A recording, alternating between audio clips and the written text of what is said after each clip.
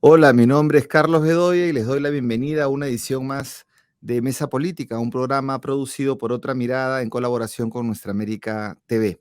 Hoy vamos a conversar sobre la novena Cumbre de las Américas que se realizará en la ciudad de Los Ángeles, en Estados Unidos, la semana del 6 de junio del 2022, entonces dentro de un poquito. Este espacio, esta cumbre de presidentes que reúne o debiera reunir a los jefes y jefas de Estado de todo el hemisferio, desde Canadá hasta Argentina, pasando por Centroamérica y por todo el Caribe, se presenta cada vez más deslucida, insustancial, pero sigue revistiendo un carácter geopolítico que no podemos dejar de analizar. Por ejemplo, en esta ocasión, de los 14 países del CARICOM, los 14 países del CARICOM, que es este espacio de integración subregional en el Caribe, han anunciado que no participarán tras el anuncio de Estados Unidos, que es anfitrión del evento, de no invitar a Cuba, a Nicaragua y a Venezuela, ¿no? Y a esta decisión de estos países caribeños, que están muy imbrincados, sobre todo con Cuba, tienen muchas relaciones, se han sumado las declaraciones de desacuerdo por esta exclusión de los presidentes de México, Argentina, Bolivia y también de la presidenta de Honduras, quienes han puesto en duda su participación. Entonces, si bien en el programa de la cumbre resaltan el tema de las migraciones, la democracia y las políticas de salud, la agenda pública se ha centrado más, los medios se ha centrado más, el tema de esta cumbre, en la exclusión de los países, en la no invitación. Entonces es como un boomerang. No quiero tocar el tema de migración, democracia, política de salud, no invito a Cuba, no invito a Venezuela, a Nicaragua, y eso copa la agenda mediática, ¿no? Además resalta que si se va a tocar el tema de políticas de salud, por el tema del contexto pandémico, ¿cómo no invitar a Cuba, que es el único país de América Latina que ha producido hasta 4 vacunas, ¿no? El único. Además, de manera con su sistema público, no a través de laboratorios privados. En buena cuenta, de los 35 países de América Latina, más de 20 no participarían, ¿no? Y bueno, sobre esto y el carácter geopolítico de esta novena cumbre de las Américas, vamos a conversar con Ariela Ruiz Caro, economista de la Universidad Humboldt de Berlín, magíster en procesos de integración económica de la Universidad de Buenos Aires y consultora y asesora de varios organismos internacionales en temas de comercio, de integración de energía y de recursos naturales. Bienvenida, Ariela. ¿Cómo estás? Muchas gracias, Carlos, por la invitación. La última vez que estuvimos juntos fue en una conversación con Enrique Daza sobre temas más peruanos, ¿no? Pero ahora vamos a hablar Exactamente, sí. vamos a hablar de la cumbre. Bueno, comenzamos. Ariela, tú que eres una persona que sigue permanentemente todos estos procesos y todo lo que sucede. Has escrito bastante también en los medios de comunicación del Perú y de Argentina sobre CELAC y Mercosur y bueno, básicamente todos estos procesos de integración. Esta cumbre de las Américas nació básicamente para impulsar el ALCA, ¿no? El Acuerdo de Libre Comercio de las Américas, acuerdo que fue derrotado, acabado, enterrado en 2005 en la Cumbre de las Américas de Mar del Plata, por este accionar de cuando llegaron algunos gobiernos llamados progresistas o de izquierda, en este caso de Lula en Brasil, de Chávez en Venezuela y de Kirchner en Argentina, ¿no? Entonces, de ahí han venido haciéndose cumbres y hay 8 que se han hecho, ¿no? Y esta podría ser la más delucida. Han habido 8, ¿no? La primera fue en el 94 en Miami, la segunda fue en Bolivia en el 96, en el 98 en Chile, donde está la famosa foto esa con Clinton y todos los presidentes, cuando América Latina pues era unánimemente pro-Washington y democrática en los términos del Banco Mundial y del Fondo Monetario, ¿no? En esas épocas totalmente de hegemonía neoliberal. Luego tenemos en Canadá el 2001, en México 2004, en Mar del Plata 2005, donde se acaba el ALCA, la de Trinidad y Tobago 2009, la de Cartagena de Indias en Colombia en 2012, la de Panamá en 2015 y la que tuvimos en Perú en el 2018. Y ahora viene esta novena. Entonces, con todo este marco, ¿qué significancia tiene esta novena cumbre? Bueno, como tú lo has dicho, estas cumbres, a pesar de la pérdida creciente de relevancia desde 2005, en que fue derrotado el ALCA, que fue la razón, digamos, para que la que se creó esta cumbre de las Américas. Es importante el seguimiento. No solo fue creada para lanzar el ALCA en realidad, sino también para lanzar la iniciativa energética hemisférica, a medida de Estados Unidos, que en aquel momento era un país terriblemente dependiente de las importaciones de petróleo. Era entonces el mayor productor mundial de petróleo, pero también el mayor importador. Entonces, necesitaba tener en América Latina los recursos energéticos. Entonces, esa integración energética a medida de Estados Unidos se realizaría a través de los principios del ALCA, ¿no? Libre comercio, libre circulación de servicios vinculados al sector energético, privatización, obviamente, de las empresas públicas de gas y de petróleo, y, y bueno, todo el paquete de medidas económicas que implicaba el ALCA. Eso Ujú. aseguraba no solo los recursos energéticos, que eran la prioridad para Estados Unidos, sino otros recursos también. Bueno, habiendo, como tú has señalado, fracasado este objetivo en el 2005 en la cumbre de Mar del Plata, ¿qué queda hoy de esa cumbre de las Américas? En realidad, nada. Pero yo diría que la importancia lo que está mostrando esta cumbre de las Américas es la insumisión de América Latina y el Caribe.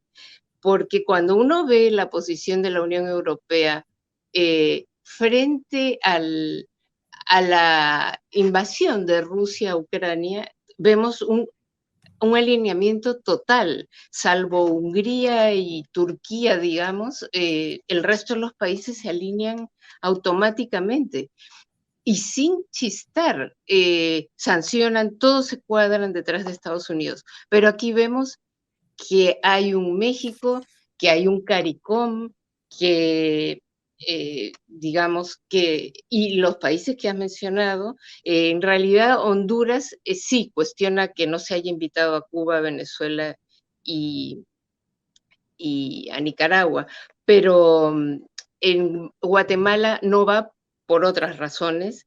Eh, Chile acaba de pronunciarse y sí ha dicho que exige que se inviten a los tres países. Eso ha sido ayer, me parece. Perú no se ha pronunciado. A mí me parece que tendría que pronunciarse, decir algo, porque es un grave error no haberlo invitado. Y tanto es así que Biden ha, ha, digamos, flexibilizado las medidas de embargo, flexibilizado. Después de las normas, de las 235 normas que impuso Trump eh, al inicio de su gobierno frente a Cuba, Biden las mantuvo 16 meses, recién ahora ha flexibilizado algunas, que es un paso importante, pero no, digamos, todavía no está delineado cómo es que van a ser instrumentadas estas medidas de, digamos, eliminación de topes a las remesas o ampliación de visas. Y como tú has dicho también, dicen que van a haber más visas, pero no dan las visas a quienes van a participar en la cumbre de los pueblos. Entonces, en Los Ángeles. Entonces, es muy contradictorio, Así, ¿no? lo que conversábamos antes de empezar la entrevista, ¿no? Que hay una Ah, cumbre de los sí, sí, pueblos, hay una cumbre de los sí, pueblos, pero no le han dado la visa a la sociedad civil cubana, ¿no? Sí, exacto. pero eso 23 les han rechazado la visa. tú que mencionas lo de Cuba y estas medidas, bueno, recordemos que este año hay elecciones en Estados Unidos de Senado en noviembre, que son las elecciones de medio término, donde la balanza en el Congreso podía ya no ser favorable a Biden, ¿no? Entonces hay algunos que dicen, bueno, no invita a Cuba porque quiere ganar el voto de la Florida, pero conversando con algunos amigos cubanos, políticos, me dicen que eso no tiene mucho sentido porque las personas que tienen esa convicción, anticubana en Estados Unidos, en la Florida, no van a votar por Biden de todas maneras, son republicanos, no van a votar por él. Y más bien, al mantener una actitud hostil hacia Cuba, las personas, las familias que sí necesitan comunicarse con sus familias en la isla, más bien van a tener un problema con la votación, ¿no? O sea, ahí parece que hay unas incongruencias, unas marchas y contramarchas que no terminan de esclarecerse. Bien, tú has dicho, algo que parece incongruente, ¿no? No lo invito y antes de ayer le flexibilizo las medidas. Lo cierto es que el Ministerio de Relaciones Exteriores de Cuba ha sacado un comunicado de reacción a esto, diciendo, son positivas, pero bastante limitadas, ¿no? Que ni siquiera llegan al punto que tenían con Obama, ¿no? Que se había flexibilizado mucho más. O sea, le han respuesto, perdón, le han respondido, le han dicho, no, no es suficiente, ¿no? Muy firme también la Cancillería cubana, como siempre.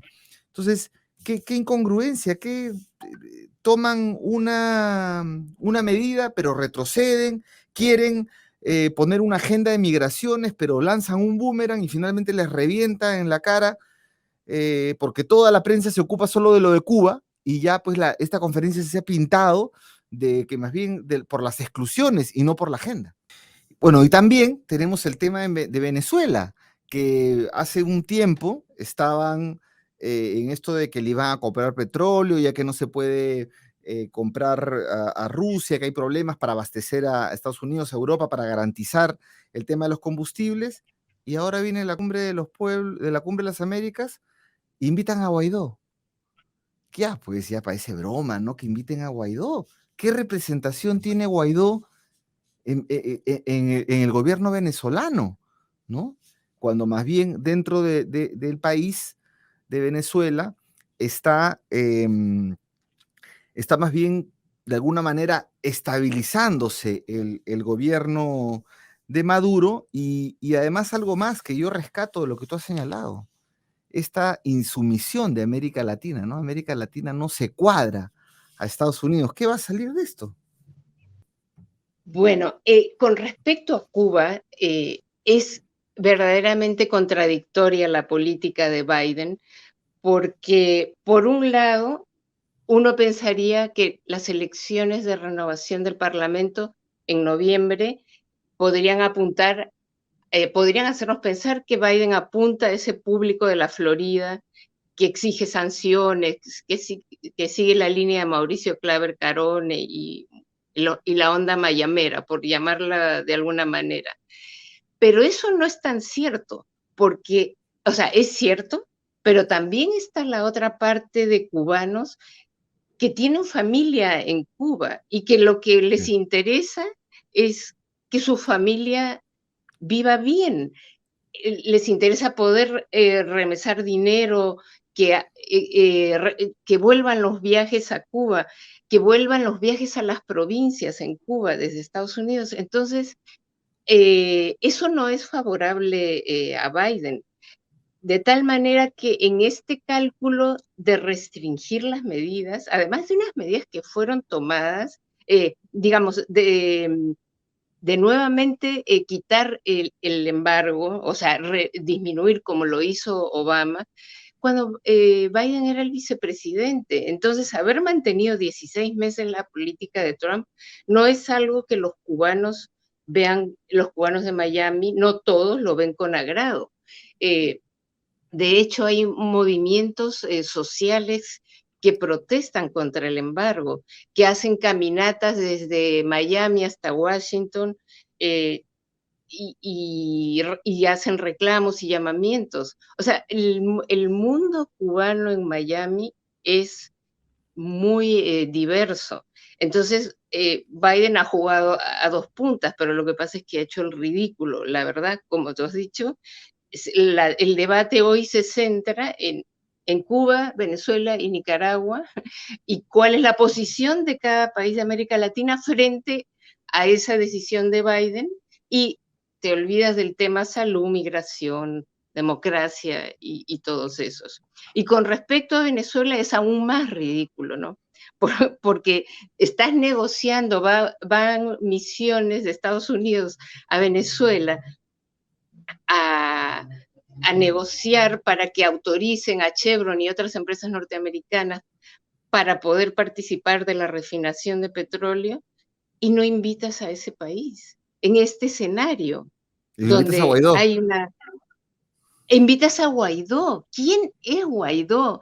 Es ¿de qué institucionalidad estamos hablando y de qué democracia, no? Es absurdo. Yo creo que Estados Unidos ha perdido la brújula, porque lo que está haciendo en este momento es un papelón. Esa es la verdad. Ahora, para entrar a otros países, pero ya que mencionaste lo de Cuba, unos amigos cubanos y cubanas me dicen que a diferencia de lo que puede pasar con el resto de países, sobre todo en Sudamérica, donde por ejemplo tú tienes un hermano en España, tienes una hermana en España, hablas con él, con ella 2, 3 veces al año, igual es tu hermano, es tu hermana, estás muy bien y están en contacto de esa manera y muy bien. En cambio, las familias cubanas necesitan hablar todos los días. Ellos tienen una cercanía muy, muy, muy grande, que es un aspecto cultural, ¿no?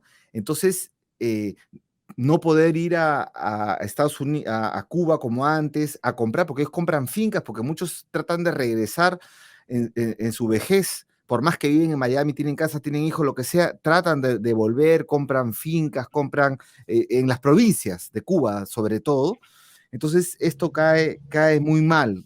Es una muy mala jugada, ¿no? Ahora que me decías esto de las familias cubanas y de la diversidad cubana, es así. Y además, y los que son, a los que se dice anticubanos o como le llaman en la isla, los gusanos, ellos jamás van a apoyar a Biden igual, ¿no? Eso es lo que estábamos remarcando. Pero ahora, viendo otros países, ya tocamos Cuba, Venezuela, el caso peruano, ¿no? El caso peruano. Perú supuestamente tenía un gobierno de izquierda, ¿no? Supuestamente digo, porque en realidad yo pienso que no es así, y no ha señalado nada. Perú, tú lo has dicho hace un ratito, no ha señalado nada, y más bien va a ir de todas maneras, y creo que es pagar el favor a la OEA, ¿no? Es la Organización de Estados Americanos, es la organización, digamos, paraguas de la Cumbre de las Américas, la OEA queda su sede en Washington, y el representante de Perú ahí es el señor Forsyth, que recordemos que el señor Forsyth, el señor Maurto, el señor Rodríguez Cuadros, que está representante en Nueva York, son las personas que se atribuyen a haber hecho que la OEA reconozca las elecciones limpias y transparentes del Perú, o así lo dicen en los pasillos. Entonces, además la OEA no reconocería a un presidente peruano salido de la vacancia o a una presidenta peruana salida de la vacancia, entonces Castillo tiene que ir y tiene que, además, ir sin chistar, ¿no? ¿Tú cómo ves eso? Yo creo que la OEA reconoció a Castillo por dos razones. Por presión del gobierno norteamericano, digamos, porque acababan ellos de pasar un proceso similar de intentos de ilegitimizar una elección que era justa, los resultados eran justos, eso es más que claro en el caso de Perú y en el caso de Estados Unidos. Eh, esa, es esa es una razón fundamental para que la OEA haya declarado legítimas las elecciones. Y lo otro es que era muy reciente la incumbencia que hizo la OEA en el golpe militar en el 2019 en Bolivia. Entonces, hubo muchas críticas de parte de varios gobiernos, de parte de universidades norteamericanas, de organizaciones no gubernamentales, sobre la intromisión de la OEA en el golpe de Estado en Bolivia. Entonces, estos dos factores hicieron que la OEA no fuera cómplice de los intentos del Fujimorismo y sus aliados de deslegitimizar una elección que era justa. Claro, Esa ese tema, para mí, bueno, y ese que, es lo de ¿cómo? fondo, claro. Ese es el fondo, claro, porque Maurto, Ese es el Forsyth se fondo. tiran la pana, pero la política norteamericana está detrás y no responde a ellos, pues, ¿no? Pero de todas Sí, maneras, claro, ahí tiene que pagar el favor de alguna manera Castillo, ¿no? Porque eso fue fundamental. yo no yo no veo en realidad ningún favor allí, ¿ah? Yo creo que la Mm, OEA, actuó por esto, motivada por estos por 2 eso. factores, ¿no? Y el hecho de que yo no entiendo cómo Perú no se ha pronunciado. Le corresponde pronunciarse, porque se supone que, pero es lo mínimo. Acá no se necesita ser de izquierda, ni pro cubano, ni pro venezolano. No, es una cuestión de soberanía, de Ujú, dignidad, claro. ¿no? Bueno, ahora Entonces, entrando a la agenda, ya como para ir cerrando, entrando a la agenda de la cumbre, la agenda tiene pues el tema, digamos, los platos fuertes, ¿no? Los platos fuertes son el tema de la democracia y el tema de las migraciones.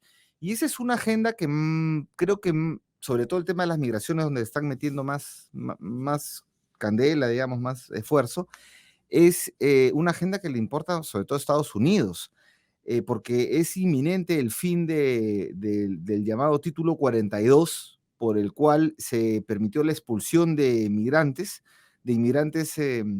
sobre todo de América Latina y de Centroamérica, un montón de Honduras, de Guatemala, El Salvador, que con el cuento de la salud pública y de la pandemia fueron expulsados, y nada más y nada menos que se expulsaron a más de 1 millón de personas en ese periodo. Aumentaron las deportaciones de salvadoreños, guatemaltecos y hondureños en 583% en ese periodo, en el periodo de la pandemia. Entonces, eh, ¿cómo ves tú Además, es medio doble moral también, ¿no? Eso de Estados Unidos, porque también necesitan la mano de obra de los migrantes. sí, efectivamente hay una doble moral con los migrantes. Ningún país absorbe corrientes migratorias cuando no les conviene. Es verdad que para ellos implica un gasto en educación, en salud, pero también la competitividad que tiene Estados Unidos gracias a la migración, sobre todo en los sectores agrícolas, es enorme. Es como la migración venezolana acá. Da, genera mucha competencia con los sectores más humildes, pero a las empresas, uno ve en los balances que hacen los bancos, por ejemplo, en estos informes económicos, que contribuyen al crecimiento del Producto Bruto Interno. Además, en todo lo que consumen pagan impuestos. Y lo mismo es en Estados Unidos con los migrantes aún ilegales. Eh, entonces, bueno, Estados Unidos, esta agenda, además, no hay una propuesta. No se conoce de una propuesta clara sobre este tema porque además Estados Unidos está muy endeudado, no solo con los gastos de la pandemia, con la enorme ayuda que le han dado a los laboratorios para el desarrollo de la vacuna, y que los laboratorios han hecho fortunas, sino también con la ayuda que efectivamente le han dado a toda la población y con la guerra en Ucrania, la compra de armamentos, el complejo industrial militar. Para eso hay dinero, pero para dar ayuda, los 3.000 millones de dólares que se comprometieron a dar al Triángulo Centroamericano, nada. Entonces, yo no veo que haya, van a hablar de la cumbre, pero no invitan a los principales, digamos, países o bueno, a uno de los principales países que digamos, producen migración. Los cubanos están migrando de forma creciente. Es Y un país además, donde la situación es pero difícil. ahora que hablaste del Triángulo Norte, Y Venezuela, como le sí, llaman ellos a esta parte sí. de Mesoamérica, que es El Salvador, Honduras y Guatemala, ninguno de esos países Ujú. iría, porque ya están excluidos El Salvador y Guatemala desde diciembre del 2021 por la administración Biden. Y además, Xiomara Castro, presidenta de Honduras, dice, yo de repente no voy, amenaza con no ir por la exclusión que hay. y al mismo tiempo señalas que Estados Unidos tiene un déficit fiscal enorme.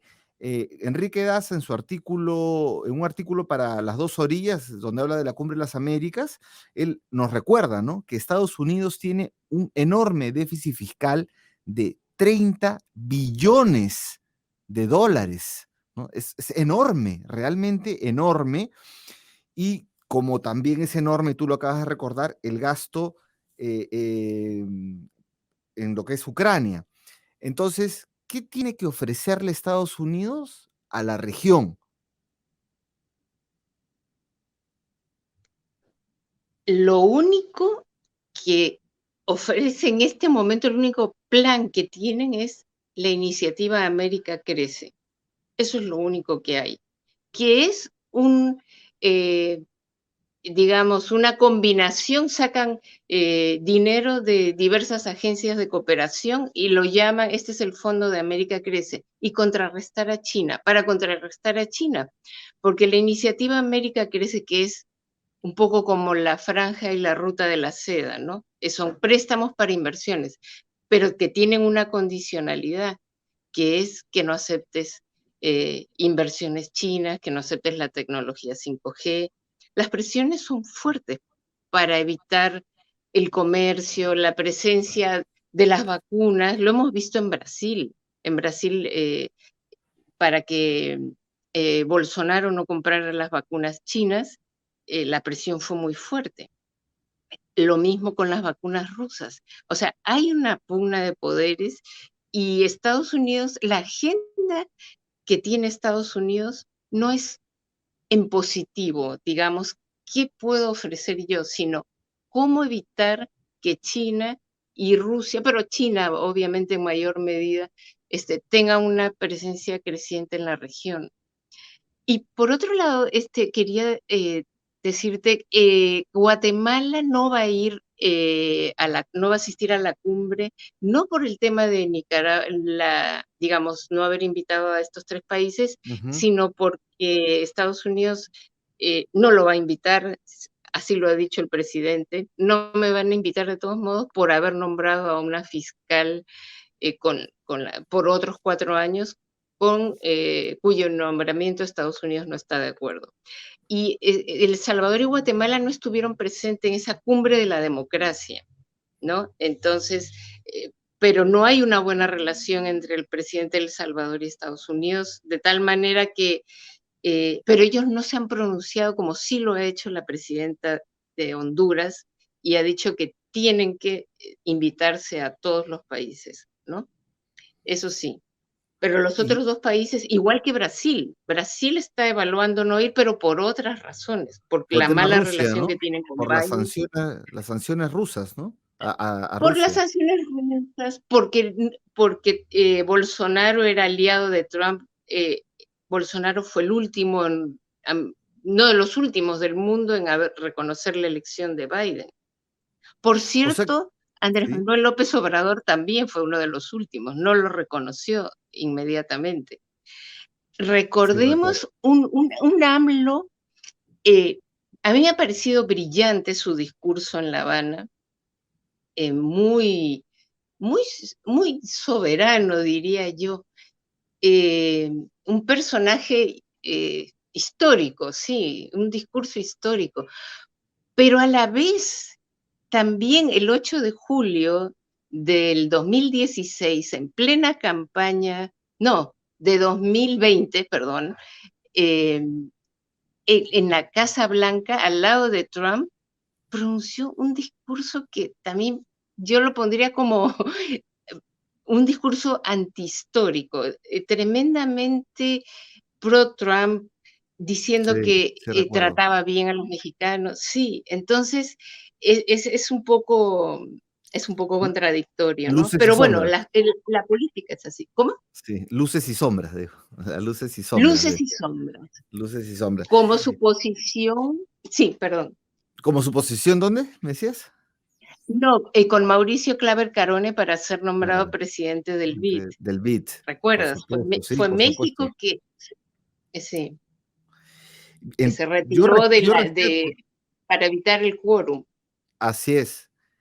Pero entonces, esta insumisión de América Latina hay que tomarla entonces con ciertos matices, ¿no? Por distintas razones, ¿no? Hay distintas razones que, que pintan a una América Latina en este momento totalmente distinta de lo que fueron las iniciales cumbres de las Américas, ¿no? Entonces, este espacio está perdiendo ya sustancia, ¿no? Y eficacia, o sea, no está sirviendo para nada, ¿no? Salvo Para nada. de repente para politizar la región, ¿no? Interesante esto que señalas, Ariela, de frente a esta insumisión de América Latina a Estados Unidos, del lado contrario tenemos un total alineamiento de Europa, más bien, que no puede definir una política exterior y política de seguridad que tiene que incluir a Rusia, y no lo hace porque la política exterior la tiene completamente influenciada por los Estados Unidos y el marco de la OTAN, ¿no es cierto? Muy interesante.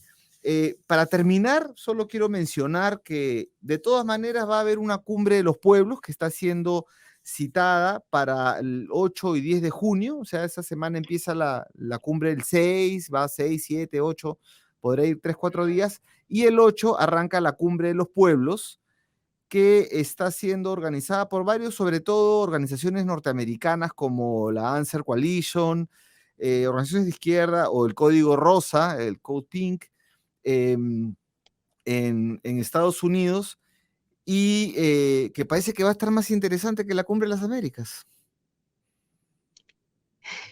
Probablemente, por lo menos allí van a poder participar todos, salvo a los cubanos no Que les no le han han dado dado la la visa. visa, así que Sí, sí, bueno, por una u otra no les esa dejan, es otra contradicción. pero hay sindicatos, están un conjunto de organizaciones de migrantes y organizaciones locales de California también están ahí y los unions, ¿no? Varios eh, movimientos, además que marcan un Estados Unidos que quiere hablar de democracia cuando tiene problemas de democracia.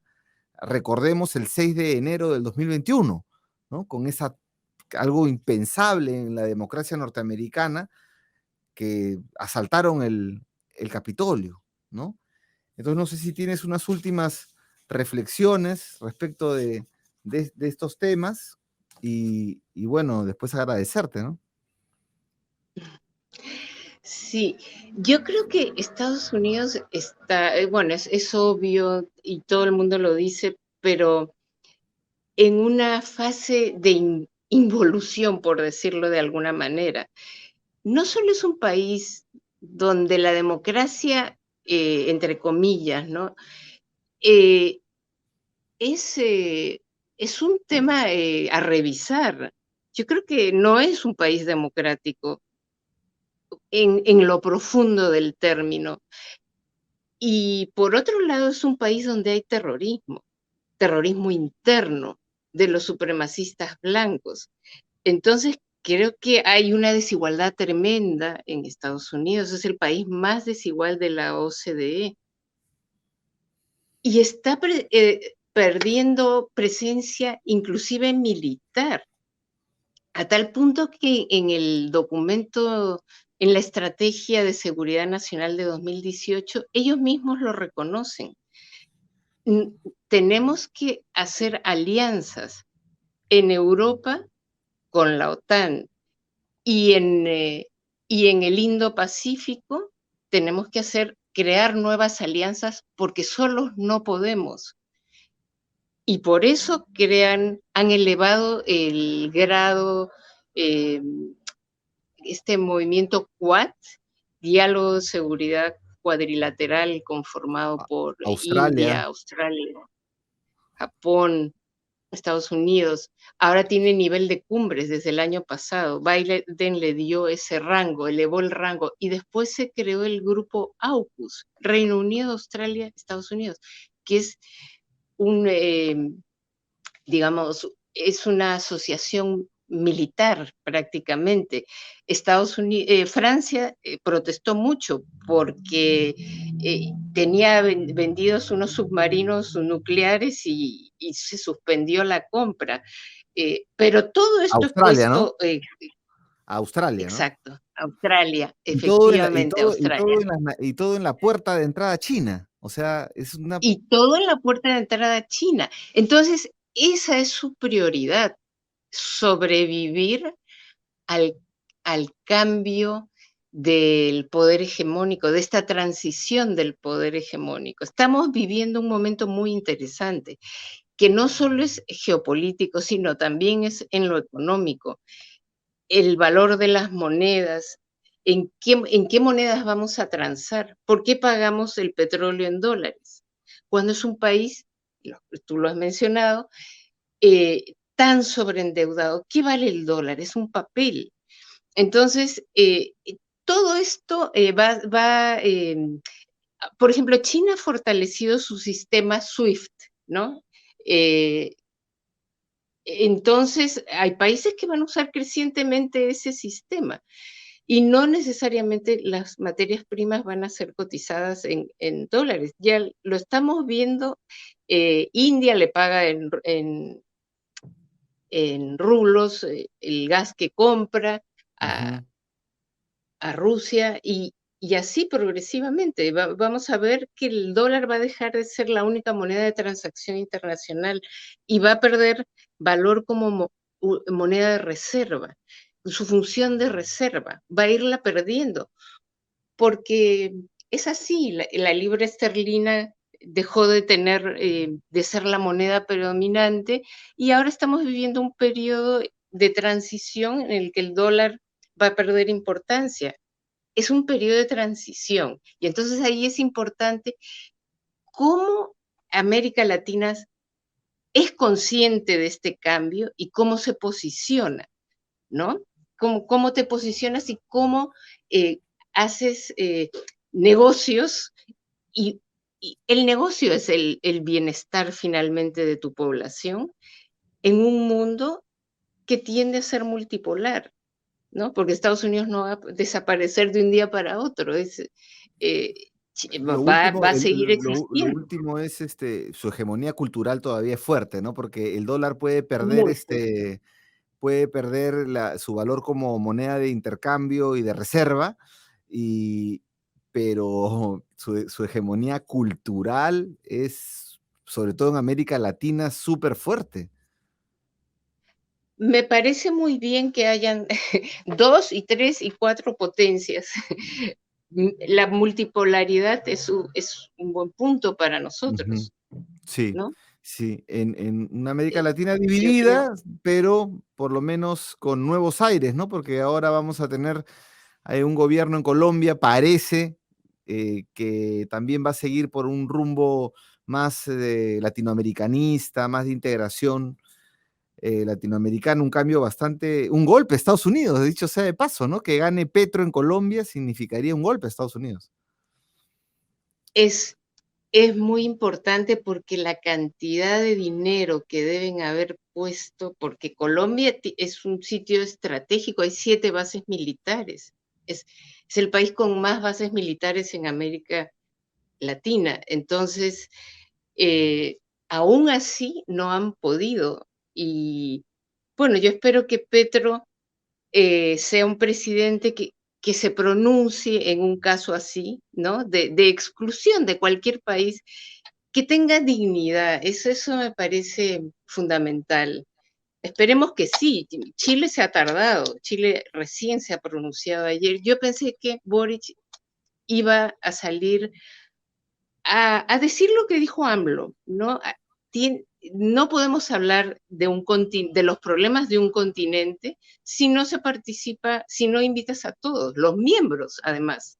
Claro, Eso es lo que yo, claro. eso Ese es es lo que a mí me lógico, ¿no? parece. Efectivamente. Bueno, en fin, Sí. nos has llenado de datos y reflexiones, Ariela, te agradecemos un montón, como siempre, muy interesante conversar contigo, que andas siguiendo toda la agenda internacional.